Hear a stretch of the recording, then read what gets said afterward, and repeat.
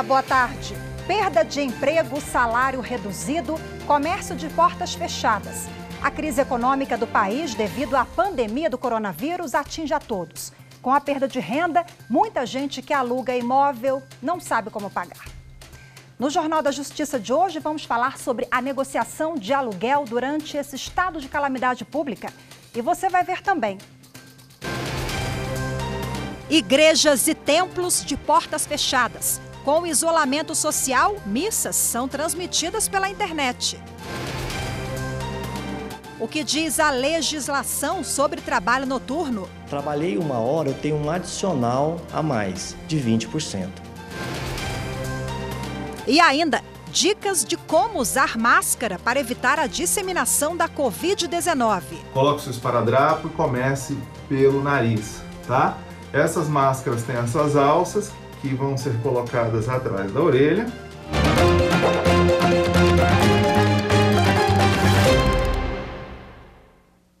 E pela primeira vez, o Brasil vai passar o fim de semana da Páscoa com igrejas fechadas.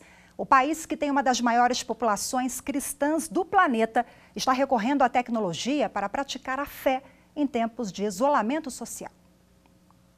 Este vai ser um fim de semana de Páscoa atípico. As igrejas que costumam ficar lotadas durante as celebrações vão ficar assim, vazias. Uma pesquisa feita pelo Instituto Datafolha em janeiro deste ano mostra que 81% dos brasileiros são cristãos. Os tradicionais eventos para celebrar a Semana Santa e a Páscoa não são recomendados pelas autoridades de saúde. Pela primeira vez, as celebrações pela morte e ressurreição de Cristo vão ser feitas de uma forma diferente. Impedidas de reunir os fiéis, elas foram obrigadas a se adaptar. Mais do que nunca, líderes católicos e evangélicos usam a tecnologia para chegar aos fiéis. Missas e cultos são transmitidos ao vivo pela internet e pela televisão e ganham efeitos e músicas para ficarem ainda mais atrativos.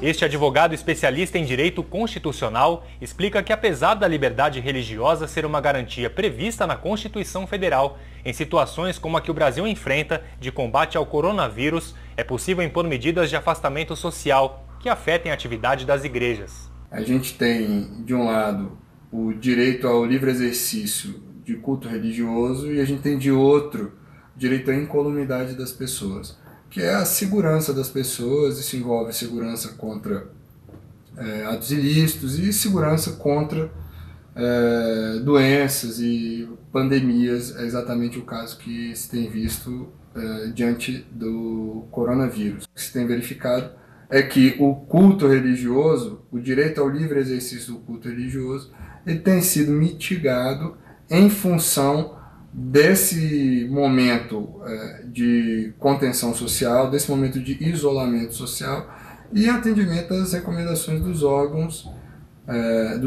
de saúde. O Brasil registrou a primeira morte de um indígena pela Covid-19. Um adolescente de 15 anos da etnia Yanomami morreu na noite de ontem em Boa Vista, capital de Roraima. É a terceira morte pela doença confirmada no estado. O garoto estava internado na UTI do Hospital Geral de Roraima desde o dia 3 de abril. Apesar de ter os sintomas como febre, dor no peito e falta de ar, o primeiro exame deu negativo e a confirmação somente foi sair na contraprova. O adolescente vivia no município de Alto Alegre, ao norte do estado. De acordo com o último boletim oficial do Ministério da Saúde, Roraima tem 63 casos confirmados da Covid-19. A Justiça de Pernambuco deu direito a uma mãe de colocar o nome do filho que nasceu sem vida no registro de natimorto. Ainda não existe lei federal que autorize essa inclusão. Há 10 anos, Maria Silva, servidora pública, passou por momentos difíceis. Ela perdeu o filho poucos dias antes de nascer e não pôde colocar na certidão de natimorto o nome escolhido durante a gravidez. Desde quando ele foi concebido até o momento em que eu esperava tê-lo e aí ele veio a falecer, eu sempre o chamei de Gabriel. Então, quando eu fui surpreendida no cartório, de que não podia colocar o nome da criança no registro de natimorto, e sim o nome natimorto, eu fiquei muito triste. Como não existe uma lei federal que permita a inclusão do nome do natimorto na certidão de óbito, Maria recorreu à justiça e conseguiu registrar o nome do filho.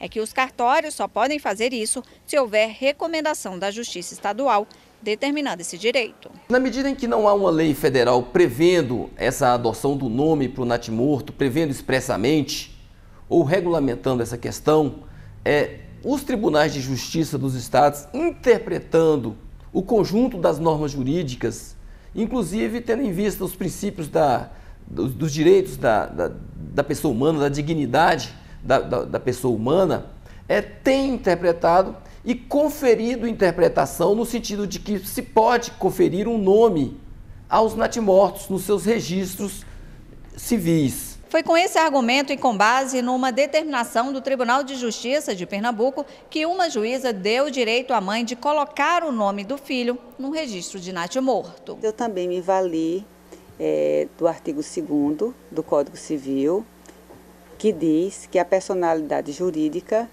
nasce com o nascimento com vida de uma pessoa, mas que também garante direitos àquele ser que ainda não nasceu. Esta psicóloga explica que para algumas pessoas o documento pode até ser insignificante, mas para outras, como da pernambucana, é uma forma de superar o luto da perda de um filho. É um processo de adaptação para a continuidade, porque a continuidade ela é obrigatória.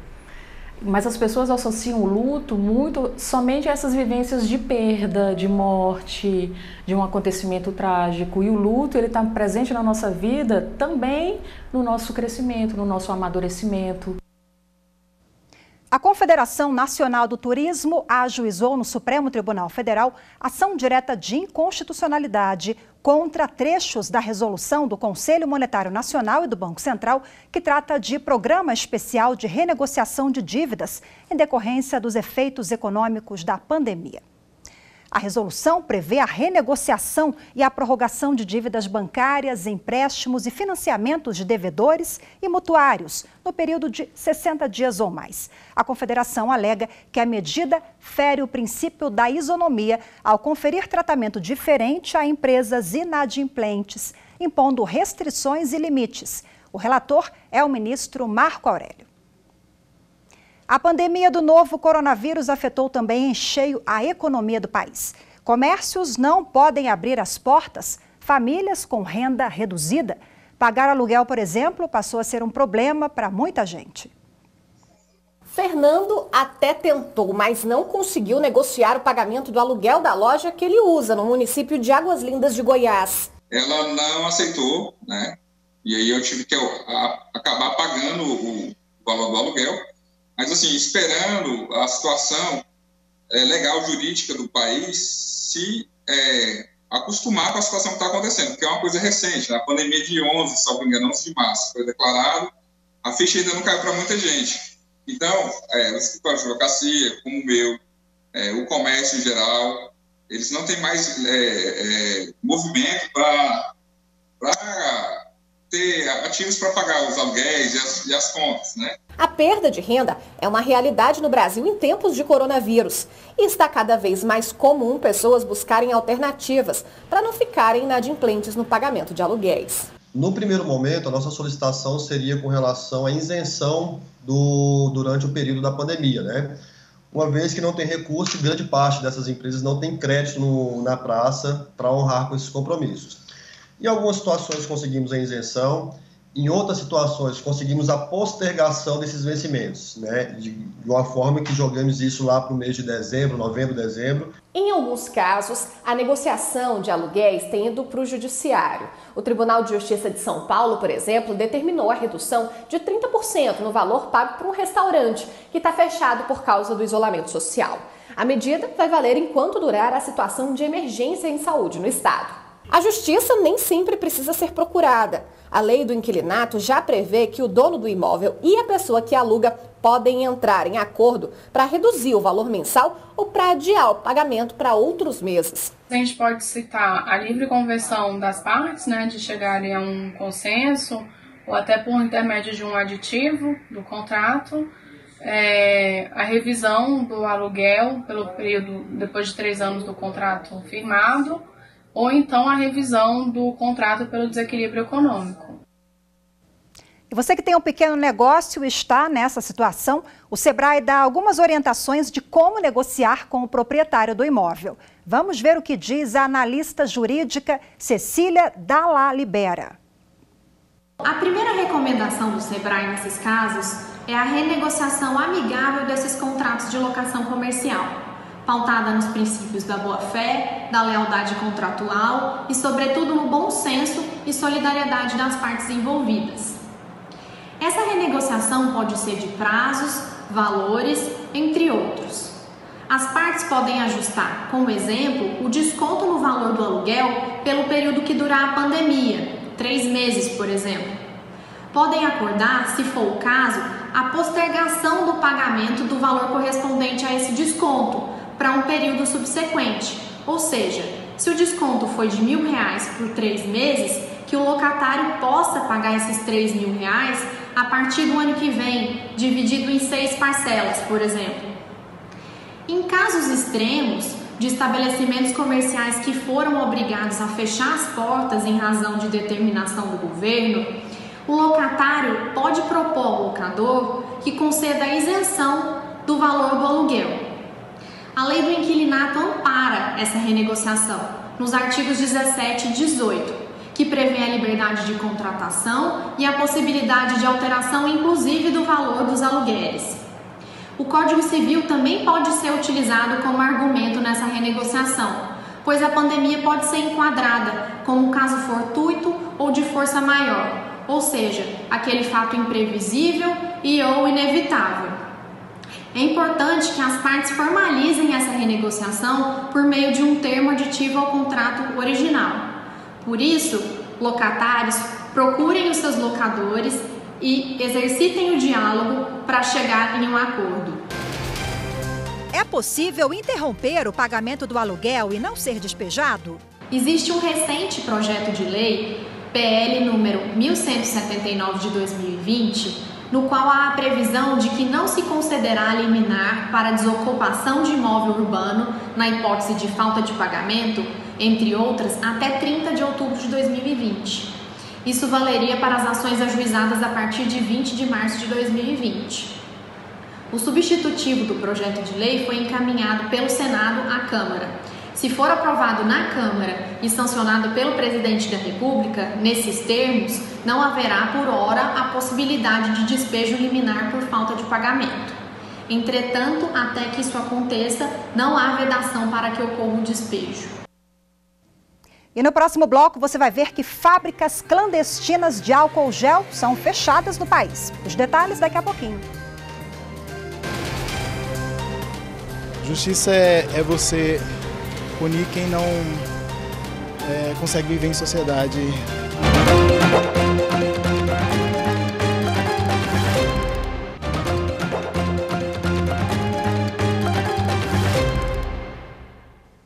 O presidente do Supremo Tribunal Federal, ministro Dias Toffoli, rejeitou o pedido contra a decisão que anulou o ato inaugural de processo de cassação do prefeito de Turmalina, em São Paulo. Os detalhes com a repórter Fernanda Porto. O pedido contra a decisão do TJ paulista foi apresentado pela Câmara Municipal de Turmalina, interior de São Paulo. De acordo com a Câmara, a determinação de anulação de processo para a cassação do prefeito da cidade interfere no funcionamento da administração pública. Ao analisar o caso, o presidente do STF, ministro Dias Toffoli, julgou que não há violação do princípio da separação de poderes relacionado ao judiciário na análise de cumprimento das leis pelos demais poderes. O Procurador-Geral da República, Augusto Aras, orienta integrantes do Ministério Público Federal quanto à fiscalização e aplicação do Fundo de Manutenção e Desenvolvimento do Ensino Fundamental, o Fundeb, na educação básica. O Fundef é um conjunto de fundos formado por recursos dos 3 níveis da administração pública no Brasil para promover o financiamento da educação básica pública no país. O Ministério Público Federal já acompanha as ações do Fundef há 20 anos. E para garantir a devida utilização desse dinheiro, o Procurador-Geral da República, Augusto Aras, assinou ofícios que devem ser encaminhados aos diferentes ramos do Ministério Público da União e aos membros do MPF em todo o país. Os documentos têm orientações sobre a fiscalização da aplicação integral da verba do fundo na educação básica. Entre outras medidas, trazem orientações sobre a verificação local dos planos de ação para a aplicação do montante destinado pelo fundo e sobre o monitoramento da utilização, principalmente em relação à possível utilização indevida de valores. E com a falta do álcool em gel no país, a polícia do Distrito Federal identificou fabricação clandestina em vários lugares do país. Mas fique atento, porque além de não ter eficácia alguma, o álcool em gel fora dos padrões de qualidade pode trazer riscos à saúde. Estas imagens são de apenas uma das operações da Polícia Civil do Distrito Federal. Após uma denúncia, os policiais flagraram 2 homens vendendo álcool em gel e máscaras em frente a uma farmácia. O álcool era vendido por R$ 40 e as máscaras R$ 12 cada uma. Todo o material foi apreendido, além de 2 máquinas de cartão e mais de R$ 1.000 em dinheiro. Os 2 foram presos por crimes contra relações de consumo e ordem tributária. Inclusive, os indivíduos chegaram a oferecer para um dos nossos agentes o produto. O álcool gel estava sendo ofertado no valor de R$ 40 e as máscaras no valor de R$ 2. Nesta outra operação, os policiais encontraram álcool em gel fabricado de forma clandestina, embalado e pronto para ser vendido. O aumento na procura pelo álcool em gel fez o produto desaparecer do mercado. Sabendo disso, algumas pessoas querem se aproveitar e passam a produzir o álcool sem nenhum tipo de fiscalização e sem cumprir o que determina a lei. Por isso é importante os consumidores ficarem atentos. Além de não ter eficácia, ele pode representar um risco à saúde. Na hora de comprar o álcool em gel, é importante observar se a empresa é autorizada a fazer a produção, conferir o rótulo do produto e verificar se o álcool em gel é 70%. Esta perita da Polícia Civil do Distrito Federal gravou um vídeo em que alerta: o álcool em gel 70% é inflamável, mesmo que a chama não seja vista. Por isso é importante que as pessoas tenham cuidado ao higienizar as mãos. Aqui, ó, eu tô com álcool gel 70% de concentração e eu vou mostrar pra vocês o que acontece. Coloco um pouquinho aqui e eu venho com uma chama. Coloquei essa chama no álcool. Aparentemente, a gente não consegue ver uma chama aqui. Mas quando você coloca o papel, olha isso. Tá pegando fogo, minha gente. Se você coloca a mão aqui em cima, não precisa nem aproximar muito, você já sente o calor. Ou seja, esse álcool ele tá inflamando e a chama dele não é visível. Percebe o risco? Então, o que é muito importante? Álcool gel somente quando você não tiver água e sabão disponível. Fica aí a orientação. Você vai ver no próximo bloco o que diz a legislação trabalhista sobre trabalho noturno. Os detalhes já já. Justiça, para mim, é a maneira correta de julgar determinado assunto. Seja certo ou errado, mas julgar sempre o correto.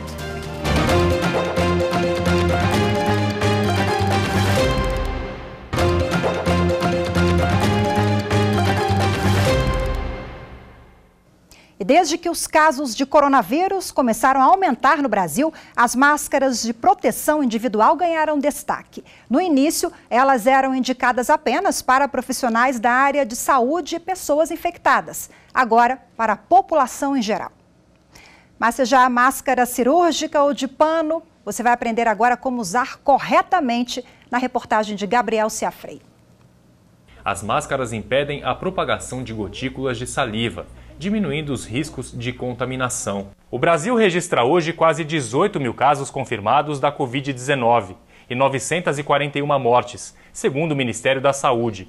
Diante do avanço da doença em todo o país, as autoridades de saúde mudaram a recomendação e agora orientam que as pessoas usem máscaras ao sair de casa. A Rosana estava preocupada com a saúde dela e da família e começou a fabricar as máscaras caseiras. Hoje a costureira vende para outras pessoas. De repente foram anunciando, distribuindo para outras pessoas e foi um incentivo, eu comecei a vender, aonde está me dando um resultado para que eu possa pagar algumas despesas. Esta infectologista orienta que as máscaras de pano devem ser usadas por pessoas que não estão com a doença. Elas previnem do contágio por cerca de 4 horas e podem ser lavadas de 2 maneiras. Você pode jogar essa máscara, fazer uma solução de hipoclorito, que é a que boa, né? Você faz uma solução de 1:5, ou seja, a cada 5 copos, igual uma medida de hipoclorito, de que boa, ou mesmo não precisa disso. Você pode jogar numa água com sabão, esfregar bem com água e sabão, e ela vai estar limpa e adequada para o novo uso. Você ainda tem dúvidas sobre como usar a máscara, seja ela de pano ou cirúrgica? Então preste atenção nas orientações deste médico sobre como evitar a contaminação pela Covid-19. Então a primeira coisa na máscara é você fazer o formato do seu nariz, retire o seu óculos. Mulheres não usem maquiagem para que essas máscaras durem mais, tá? E você não precisa ficar mexendo no rosto. Coloque o seu esparadrapo e comece pelo nariz, tá? Essas máscaras têm essas alças que vão ser colocadas atrás da orelha e você ajusta. O grande questão aqui do esparadrapo é que você não precisa ficar colocando a mão na máscara para arrumar. A gente vê na rua pessoas com o nariz para fora, pessoas tirando a máscara para conversar umas com as outras, e isso não faz sentido nenhum, muito pelo contrário, só piora. Então a questão do esparadrapo ajuda muito nesse momento, e para quem usa óculos, evita ficar embaçando, o que também é muito bom. Para tirar a máscara, tá? Primeira coisa, né? Sempre higieniza as suas mãos com álcool gel, 70%. Tire de trás da orelha, você vê que com o esparadrapo nem assim a máscara cai. E você remove ela de trás para frente, tá? E daí você não pega mais nem num lado, nem no outro da máscara. Você a descarta, água e sabão ou álcool em gel para as máscaras cirúrgicas. Fica a dica aí de como usar as máscaras corretamente. E segundo estudos da Organização Mundial da Saúde, atualmente cerca de 20% das populações dos países desenvolvidos trabalham no período da noite. Nos grandes centros urbanos é cada vez mais comum a jornada de trabalho noturna. Entenda agora na reportagem a seguir quais os direitos e riscos de se trabalhar à noite. Na hora em que muita gente está chegando do trabalho em casa, este vigia está começando o expediente. William trabalha à noite há 10 anos. Neste condomínio residencial, ele começa às 7 da noite e vai até às 7 da manhã. Jornada de 12 horas. Cuidar da segurança exige muita atenção e, para isso, trava a luta contra o sono durante a madrugada. Quando o sono chega, a gente inventa qualquer coisa, uma ronda, por exemplo, dá para a gente se despertar um pouco, né? Tirar aquela tensão do sono. William conta que consegue dormir no máximo 4 horas durante o dia para repor a noite não dormida. Não é uma jornada fácil. Por esses e outros desgastes físicos e psicológicos que a lei trata diferente os trabalhadores noturnos. Segundo a CLT, na área urbana, a jornada de trabalho noturno é realizada entre 10 horas da noite de um dia e às 5 da manhã do dia seguinte. Já na zona rural, o horário é das 9 da noite às 5 da manhã em lavouras e das 8 da noite às 4 da manhã na pecuária. Quem trabalha à noite tem direito ao adicional noturno, lembrando que a hora noturna também é diferente da diurna. Nós consideramos a hora de trabalho 60 minutos. Quem trabalha à noite são 52 minutos e 30 segundos. Ou seja, a cada 52 minutos e 30 segundos completa uma hora de trabalho. Trabalhei 1 hora, eu tenho um adicional a mais, de 20%. Os profissionais que fazem hora extra à noite, entre 10 da noite e 5 da manhã, devem receber o acréscimo de no mínimo 50% sobre a hora normal de trabalho e o adicional noturno. Também deve ser respeitado o intervalo para descanso, que terá duração de acordo com a jornada. Para este advogado, é importante o trabalhador ficar atento aos direitos, principalmente quem atua no campo, onde o adicional noturno é de 25%, mas a hora de trabalho é de 60 minutos. E é importante, às vezes, essa observação, porque grande parte do empresário rural, mesmo do trabalhador rural, ele quando vai receber o seu benefício, ele recebe como se fosse do urbano. E quem paga mal, paga 2 vezes. Está pagando errado. Está considerando o trabalho noturno, sendo feito o cálculo de forma equivocada. A possibilidade de aumentar a renda acaba atraindo muita gente para o trabalho noturno. O horário pode oferecer mais riscos, mais perigo, dependendo do local. Mas, em compensação, o ritmo pode ser mais tranquilo do que durante o dia. Estima-se que mais de 13 milhões de brasileiros atravessam a madrugada trabalhando e ganham cerca de 21% a mais do que quem trabalha no período diurno. Mas e a saúde de quem passa as noites em claro? Como fica, hein? Estudos mostram que quem não dorme à noite não consegue descansar completamente, fica mais irritado, pode desenvolver transtornos de sono, distúrbios cardiovasculares e outras doenças. Quando a gente depara com a situação de um trabalhador de turno que precisa ficar acordado à noite e dormir de dia, ele vai ter uma dificuldade de se adequar. Por quê? Porque durante o dia a gente não tem essa produção da melatonina. Ela é totalmente sensível à luz do sol, à luz externa, né? A luz azul, essa que a gente usa do computador, da televisão, né? A luz artificial. Então, ele sempre vai ter uma perda em relação à qualidade e aprofundamento do sono. Mas para quem não tem jeito de fugir do trabalho noturno, a neurologista tem algumas orientações. Um ambiente silencioso, o máximo de escuridão possível, né? Uma tendência a você ter atividades relaxantes quando você chega do trabalho, né? Noturno, enquanto você chega em casa, justamente para o paciente conseguir entrar naquele ritual de um sono de qualidade. O Jornal da Justiça, primeira edição de hoje, fica por aqui. Outros destaques do Poder Judiciário você acompanha ao longo da nossa programação. Muito obrigada pela sua companhia, um excelente fim de semana de Páscoa para você e, se puder, fique em casa.